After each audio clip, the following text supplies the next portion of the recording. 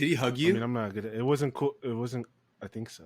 I think we did. Have I want to hug him so bad. I think That's why. I think we did share a little hug. I don't want to. Like one of these, like jealous. you know, like you give him, dude, Ryan, what's up, bro? Like that. Yeah.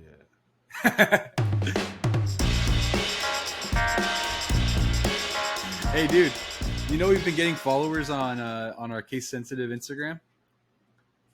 Have we? Yeah, I totally forgot we had. I totally forgot we had one, dude. dude. If I'm being honest, because you made it and you didn't. I tagged you. Did I follow it? I'm following you, so we should not follow anyone. By the way, I think we should just keep it to following us too. Dang, we got 9 followers, bro. Those are all people. Those are all. It's like my family. And I didn't tell anyone about it. It's just like because it comes up on like your suggested for people that you follow, you know. Yeah. It's like literally my aunt, my cousin, my uncle, my wife, and other people. I think it's hilarious. Damn. But all right. So what are we gonna talk about on this? We could talk about on this blessed Tuesday. Yeah, it's a blessed Tuesday. You weren't you working on some landing pages or something? Or are those hush hush? No, they're not. I asked her. She said they're not hush hush anymore because I actually changed the name of the person on the post that I did because I was like, I wonder if she's not okay with it. But I was like, she probably gonna be fine. She's like, free marketing? What do you think? Like, of course, blah blah. And so I was like, yeah, girl, let's do it. So you declassified him Trump style? Declassified? Yeah, I guess so. You didn't hear about that? What's that? Oh, we're getting political now. Let's do it. No, it's not. These are just facts. He declassified classified documents. Oh, I didn't know that. Okay. Yeah, so that's my friend Raven. She is a licensed therapist, but then she also does coaching on the side. So there's like two sides. What kind of like softball coaching? No, like it's called life coaching, but it's life coaching. It's basically therapy with no rules, for what it's been described for me. What I've learned is that therapy has a lot of different rules that you have to stick by to keep your license. Like there's topics that you can't talk about. There's there's a different manner that you have to like do things. Where life coaches, you don't have. It's just on your own. Like it's just a service that you're providing for someone. So it's she's launching those two different kinds of businesses. So it's cool. And there's two different kind of audiences, right? Like so. Her licensed stuff is geared towards teens and like kids, where her life coaching stuff is more geared towards young adults, kind of looking for direction and just who need a friend. So I was like, this is actually really awesome the way that she positioned it. She's a partner, so they're called Authentic Mentoring. That's their life coaching business. Nice. And so, yeah, I created just 2 simple landing pages for it. I'm going to build it this week in Webflow, which I'm really excited about that. But dude, you should I think you'd really like Webflow. I think you could like get into it right out of the box, by the way, too, because I know you have a really good baseline of like coding and like HTML, CSS. So I think you can do a lot of badass stuff on Webflow. I might look into it. Do you remember when we were in school and then I bought a course? Oh, dude, that was like a year and a half ago. Was it the Figma to Webflow thing? Yeah, dude. I bought the same one. I haven't done it at all. It was like $15 that I just wasted. I probably, if someone was to watch me do stuff over my shoulder, they'd probably cringe because some of the stuff I do is probably not best practice. But for sure.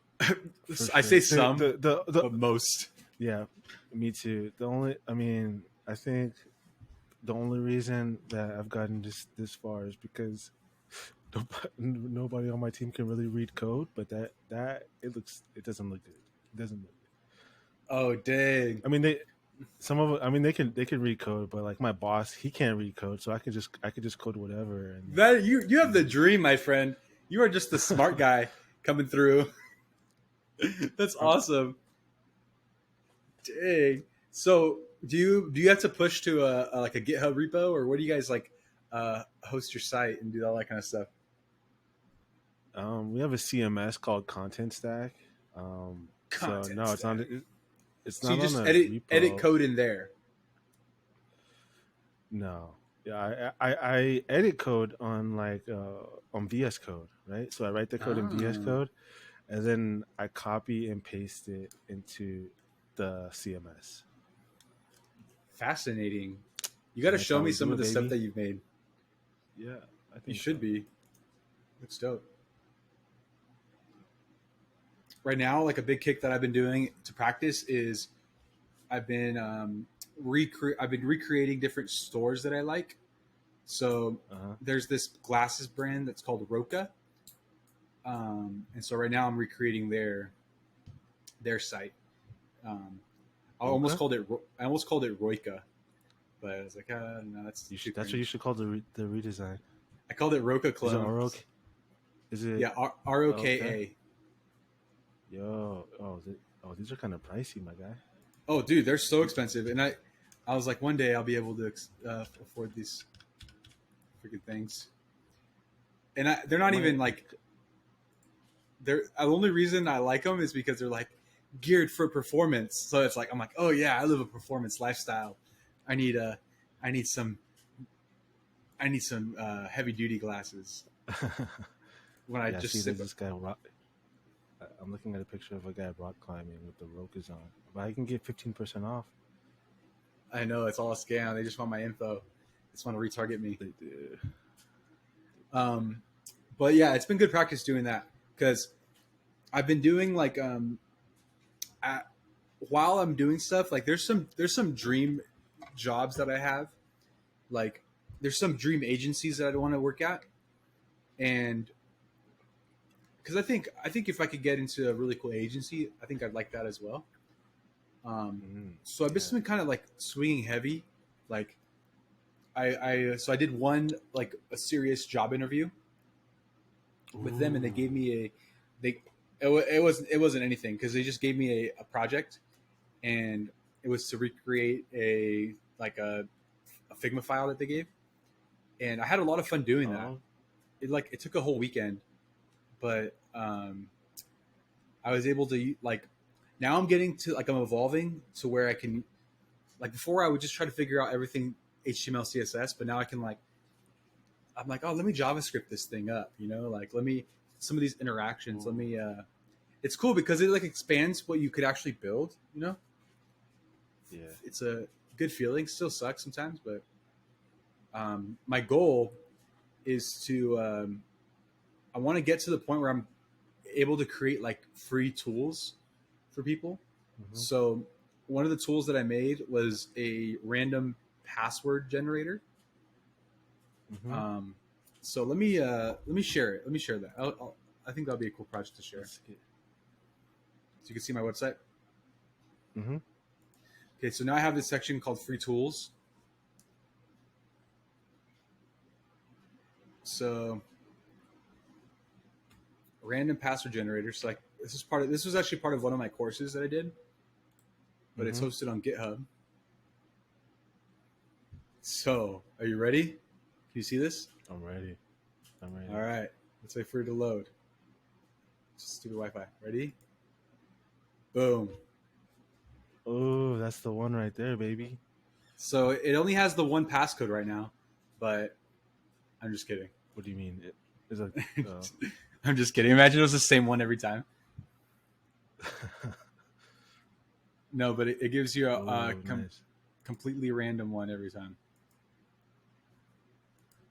And I could change the characters that it gives. So if it right now it just has like every character, but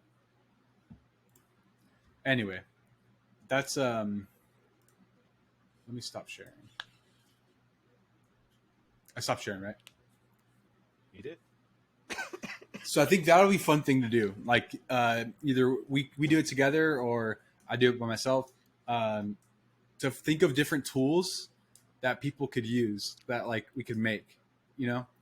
So All right. it could be as complex or as simple as we want to do, but I think it'll be cool just to create products for people for free. All right. I like that. Don't you like doing things for free? No, not at all. Oh I'm here to gosh. get paid, baby. Oh man, you're one of those. You're one of those I working am for one of money those. kind of type people.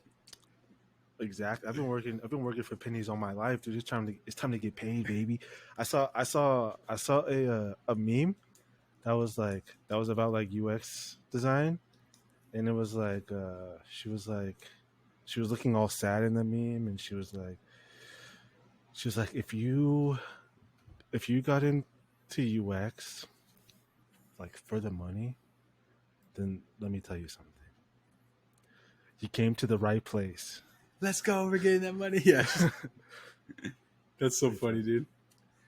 That's where, yeah, you know what? I'm trying to get to that point too. You know what I mean? Um, right now, it's like the hardest thing is like I think what people need to get over, and speaking to myself, is like value. It's like actually valuing and like being like, hey, um, this is what I'm worth, and not Hmm. being like someone else thinks the price someone else thinks something's worth this, right? And maybe that's what it fits in their budget too, right, or whatever. Um, but being having the confidence to explain, and this is something that I feel like I remember you brought up before. It's like having the confidence to explain the value of what you bring and Hmm. how an actual UX services could actually, can make an impact on someone's business. One thing that I realized though is for smaller businesses, there's like there I feel like it's hard for them to leverage a lot of different like bigger UX practices. Um, Hmm. Like what? how do I say this? Um, no, I think it's like, well, I take that back. I take that back. What I was gonna say was like, oh yeah, it's hard for them to really take the time to leverage like a whole case, like think long term sometimes, where bigger businesses Hmm. have the money to like run long A/B tests and um, kind of think a little bit longer term. Where some, but I think it has more. So the reason I took it back was because I think it has less to do with the size of the business. I think it has more to do with Hmm. the type of leader or the type of business owner that notices Mm. that thinks long term.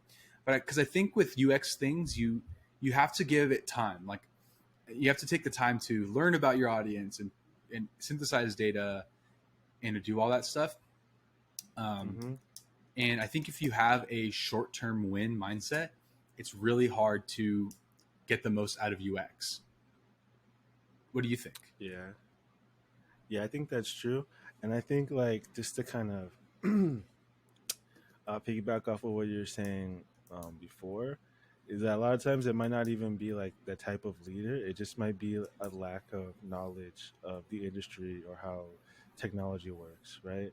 So I think it could be beneficial, right? If you're trying to like sell the value of what you can do for a company, is if you're doing things um, like a heuristic evaluation or like a SEO evaluation, then not only should you do it for that specific company, but also for that company's competitors, right? So you can show them like the juxtaposition of what others are doing, and areas where you can improve and areas where like you can overcome. So like even in the last couple of weeks, where I mentioned I was like working on kind of like a SEO project where I work.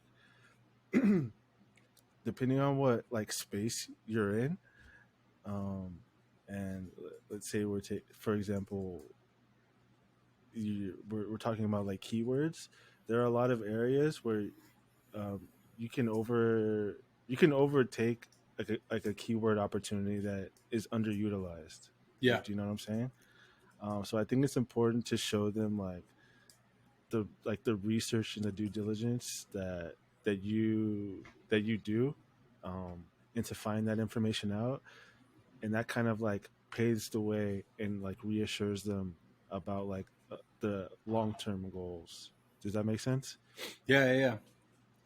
So I think if you set like a foundation of like, okay, here's what we're doing, and um, the, not everything is gonna have like immediate effects, but the longevity of what I'm doing is gonna help you in the long run too for building a website because um, like I said earlier, uh, Google prioritizes like US or UX experience to to prioritize like It search matters. rankings. It matters. Uh, Yeah, like yeah, it makes an impact. so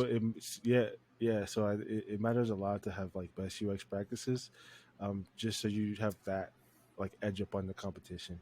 Because ideally, when someone searches for something like a therapeutics website or a tile website, you want to be on the first page of Google, Yeah. whether especially if it's like locally, right? Because um, 90 90% of the traffic or the business that is populated through Google goes to people that are on the first page, and only about like the next 4% are people that click through to the second page.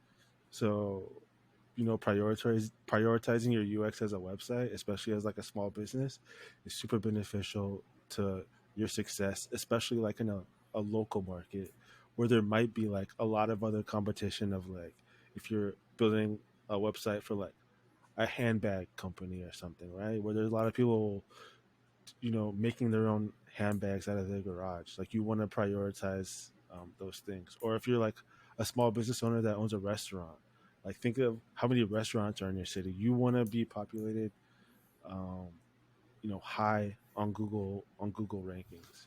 Dude, so funny. I was cold calling last week, and because I just Yeah. took an hour, I went through every business in the my local area. Not every business, but like um, I went on.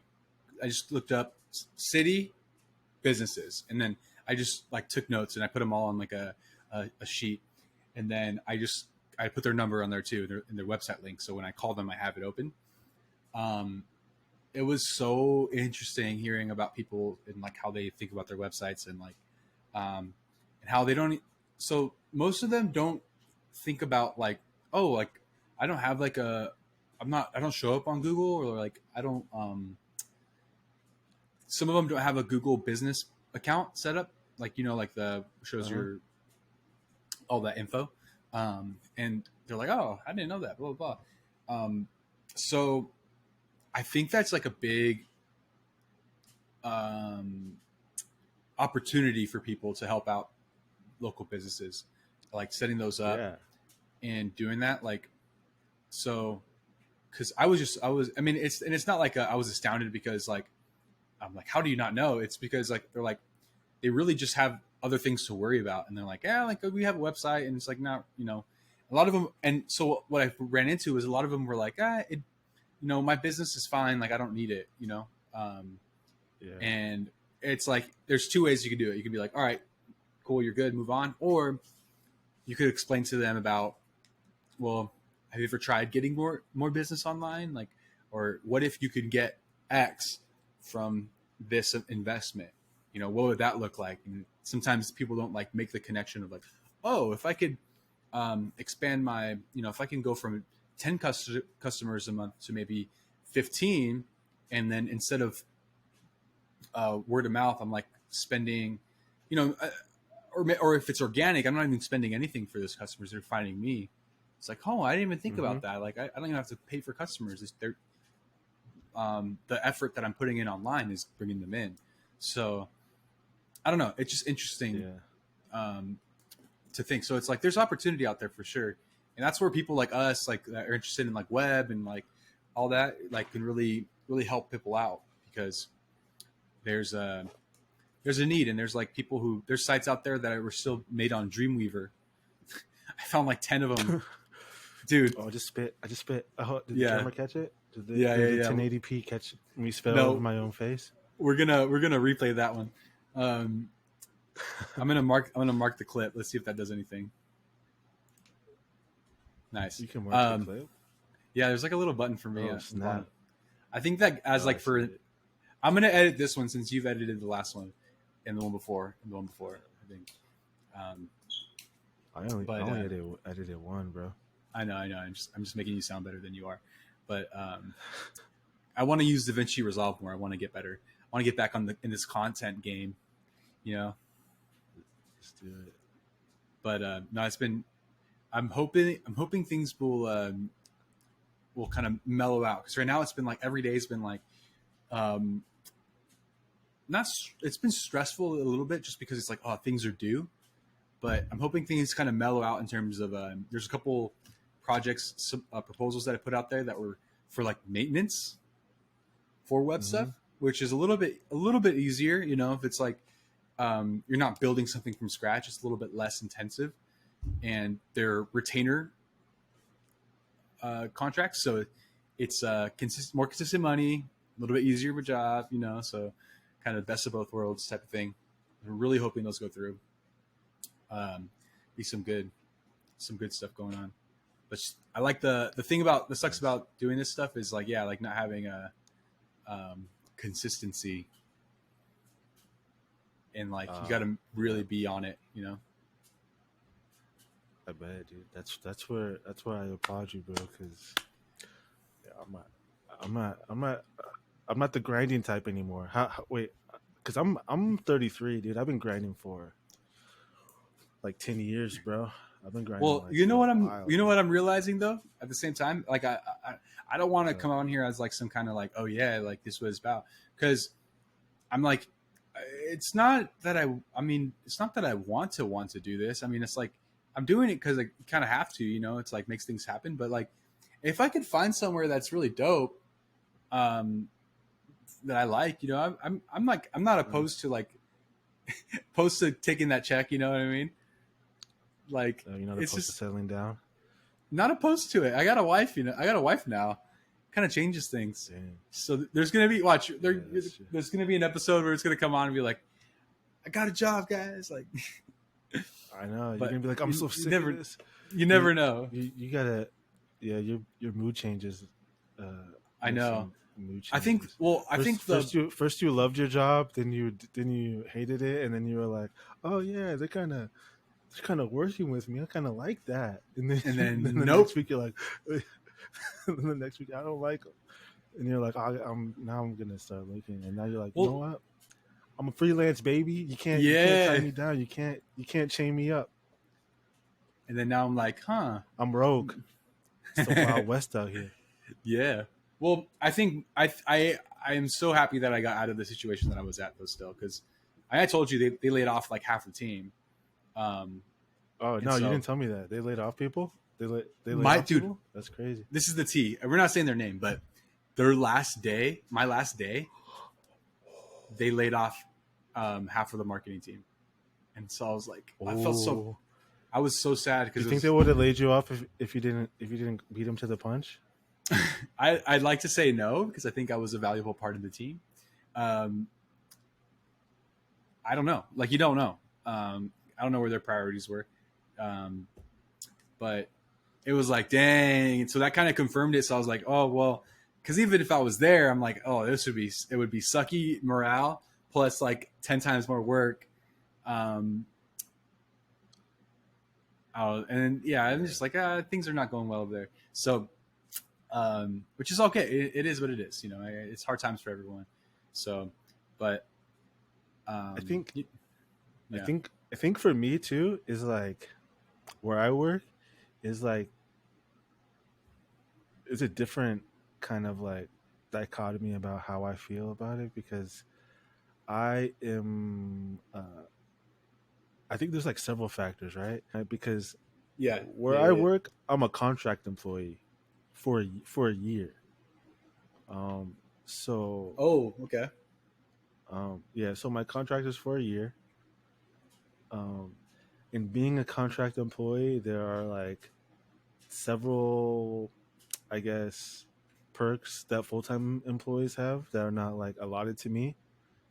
For example, like the company I work at participates in like profit sharing. So like Ah, we just had a meeting where they're talking about like their like their profit sharing bonuses should be coming soon, and they're like, "Oh, contract employees, don't you even worry about that." No, they didn't say it like that. They were just talking about like profit sharing, and they're like, you know, they're they're like, which is available for all full time employees should be coming soon. So where I'm at, where I work is, I mean, even without the profit sharing, like I like my job and like the pay is good and things like that.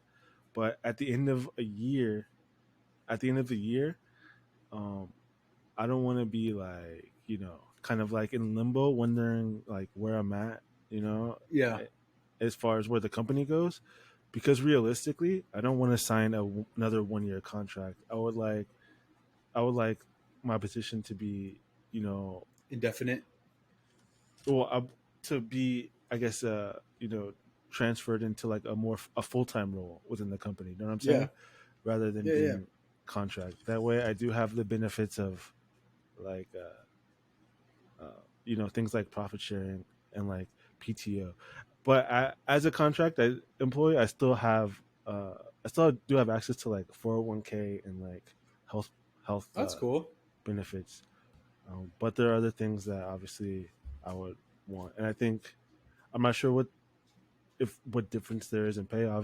Obviously, like a full time employee is going to be salaried, where I'm an hourly employee too. So where that leaves me is in like a constant sense of kind of like, especially since I'm kind of new at this, like imposter syndrome, right? Where Yeah. like the work that I do is I try to do well, and maybe uh, overcompensate, whereas like I'm taking the time outside of work to try and learn new things and develop my skills, right? um, so that once I go into work, I can create and be more productive a lot faster, so that they do have a reason to keep me with my contractors as Yeah. well. um, That's a but that's a different experience versus when someone is full time. They don't have that like.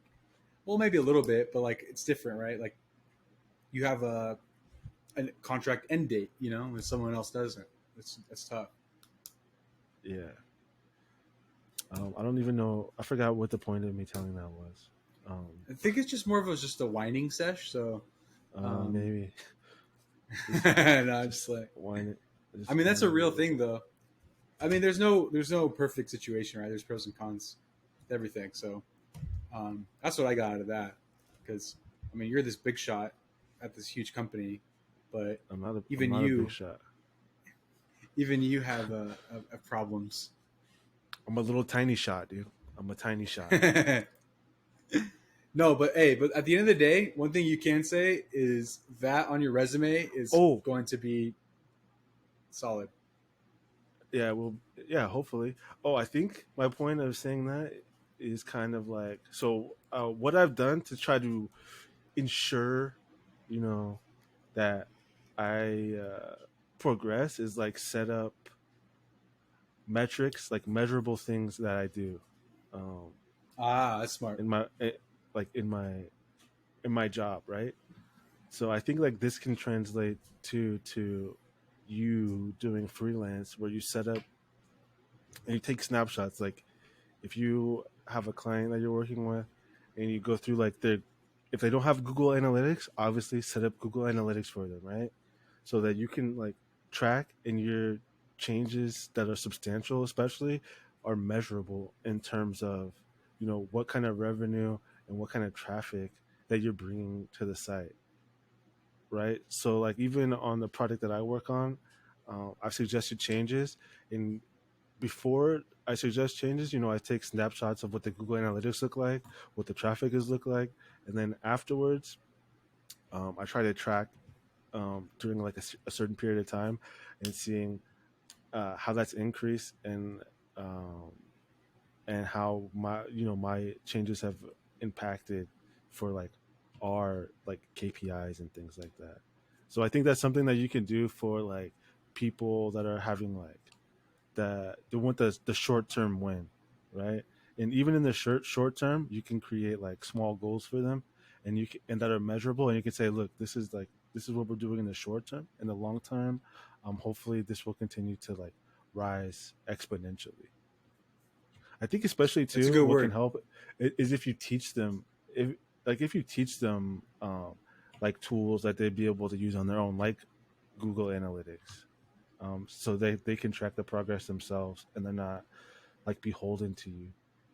Maybe that could help, but you don't want to cannibalize. You don't want to cannibalize your own work though. At the I same don't want time. to shoot myself in the foot, bro. I'm not even going to give him the login. What are you talking about? I'm kidding.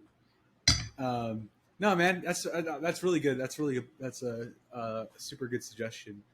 Um, yeah, because regardless of how things continue, I feel like I want to continue freelancing for uh, the future, and like that's super good feedback because you have to advocate for yourself.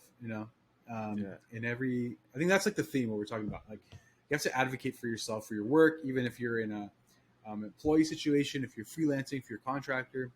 Um, I think that's so important, and it's like it's hard because you're like, why can't people just figure? Like, why don't people just see what I do? Why can't they just yeah. see the value in what I'm providing? But that's not how it is. People have their own I stuff that they think worry about. They're trying to advocate for themselves most of the time too. So I think kind of using that strategy I just illustrated, there are like multiple ways like you can leverage that information. So like um for you, let's say you're working with the therapeutics um and yep. counseling um person, right? And you have measurable results. Not only can you advocate yourself to that person to continue work, but those results can be shown to like prospective clients, right? You can be like, look, here's a business I worked on. Here's exactly where, and I'm the only one that's worked on it, and here's exactly where it was before I touched it, and I made X, Y, and Z changes, and you can see the progression of the company and like the statistics uh, and our goals and our KPIs over time, just based on what I did. You know what I mean? That can possibly be a thing. Oh, that's tight. That's something that I dread to have to like do to advocate for myself to continue employment because I don't know how like how it works at the end of Yeah, contracts if they I can. think that might be a good question to ask, like the people, the decision makers, like, yo, so what do you guys care about? You Yeah, know, that's a good thing to ask. That's a good thing to ask anyone, really. What do you actually care yeah, about? Like, do you care that your site's fast? Like maybe they don't. they should. I don't know. I mean, I mean, yeah, but like, but it's like, oh yeah, we'd rather you. But it's like, there's priorities, right? Like, we'd rather you spend time doing this versus like trying to give us the fastest site in the world. You know what I mean? yeah, Like, obviously, you want a fast site, like you want a basic threshold, like you want to hit that. But outside of that, it's like, okay, I don't know. I'm just thinking out loud here. But something that I want to do for I'm going to do research and we can talk about it next time is because this is kind of more UX related because I we had a meeting. One of the tile company, they brought in a consultant who was like a tech, but he was really like a UX consultant, uh-huh. and it was fascinating hearing him talk. He used to work for the company called Beachbody, which they're Okay, like they did P90X and they did like all those like really famous workout plans. okay. And he was talking about like how these big companies they'll use this thing called neuromarketing, and they're like, Oh, what's we want that? to. This is what he said. He's like, we want to speak to the reptile brain of the people. And I was like, oh my gosh! But it was like it was kind of scary and What does freak. he mean? Like he wants to you want to market to like dumb people? Is that what he's trying to say? No, like your reptile brain is like your quick instinct, like your split. second reaction type brain. Um, Oh, and like and impulsive. No, dude, yeah, like you're impulsive. no one's buying tile impulsively. No one's like, I wanted some tile. I need some tile right now. No one's doing Well, that, dude. here's No what it one's is. like, Well, do you think? Is that how it works? first of all, check yourself. Your energy is Oh, coming from you're coming from a know-it-all. I've been in the tile game for about a couple months now, so oh, I no, didn't but know. no, but it's just the concept of it. Like he isn't saying like for the tile brand. He was saying in general, like you got to cater to that because it's not necessarily to buy, but the quick reaction is to engage. So you want to make content that's going to make someone engage because if it's just he's like he was talking about he's like his whole goal or like people's like these big companies their goal is obviously it's to sell product but close to that is collecting data on their users so they Mm. can know them better and they can see their interactions. So he's like, to speak to the reptile brain, you need to create content that's going to be quick. You don't have to think lot about it to interact with it. So it's like, oh yeah, I want that. Boom. Like that's where offers come in, or that's where like Uh, no brainer offers. I would say that's where that comes in. And then he was also talking about he made it very clear. He's like, um, really, you only have two customers coming to your store. Like you have your browsers, people who are just looking around and just want to see. So you have to speak to them, but you also have to speak to the ones who have purchase intent right away. They know what they want, and so you also have to cater to them. And I was like, oh, is this that's like so a interesting. brick and mortar tile company? No, they're well, they do have brick and mortar stores, but they have a separate brand that's going to be their e-commerce brand. So Oh, okay. I just thought, but I want to do more research on neuromarketing because it was fascinating because I think that's what Amazon does a lot, and that's why their store is Yeah, like the most shoppable store in the world because they I have a think lot of those things. You know? they do, dude. But at the same time, for me, I think Wish, right? The app Wish, Yep. they do it a lot, and the way that they do it is like so grimy to me. I think, and like super Bad unethical UX, that it's like dark UX. yeah, it's super dark, dude. Because not only do they have like okay, similar to like Amazon, they'll have like the flash sales or whatever, right? Yep. Yep. Yep. Um, and it's like they try to FOMO you into buying stuff, right? Because no matter what time you go on the app, it's gonna be on sale for that price. And then not only that, the unethical part is they'll be like, let's say it's like, let's say you're buying like a microphone, for example, right? And it's like $20. They try to say the microphone's worth like $500 when that microphone has never Yeah. been Yeah. sold Yeah. for $500 at any time in its existence, right? And Price anchoring. Yeah. yeah, it's wild. And then the other thing that they do, I haven't been on Wish in a while, so they might even do some even more dastardly things now. But they Yeah. would if you're looking at something, if you're looking at a page, and I don't know if you have to add it to your cart or not, but they'll be like, "Oh, John and Michael Smith are also waiting for you to buy it so they can buy it," or something like that, dude. And they're like, "If you guys all three buy it, then you save like 20 cents." And these Are people you don't exist. serious? Yeah, you never seen that before? I've You, never been on you Wish. oh, you never been on Wish? Yeah, if you go to Wish No. and you visit like a product page, I hate that. I kind of hate I'm that. not sure if you have to put it in your cart or anything, but yeah, they just randomly generate a couple names and they're like, yeah, Michael and Ashley are gonna buy it too. So if you buy it, you guys can all save 50 cents or whatever. And it's like it's so disgusting. Evil. Yeah, For I'm sure. not And sure what else. as I research neuromarketing, I'm sure there's going to be some dark stuff because it's like that's what it is. You're manipulating, Yeah, um, but it's like you can think about it like there's the word manipulating, but then there's also the word curating. Right? You're curating an experience for people versus you're manipulating an experience. You're pushing them where you want to go instead of like, oh, we're just making everything very easily accessible um, and making it very shoppable. Like there's uh, two ways to look at it, right? But I thought it was fascinating. That's where this guy kind of he was really intelligent, Yeah, and so I was like, I I want to think be intelligent like that. I think Yeah.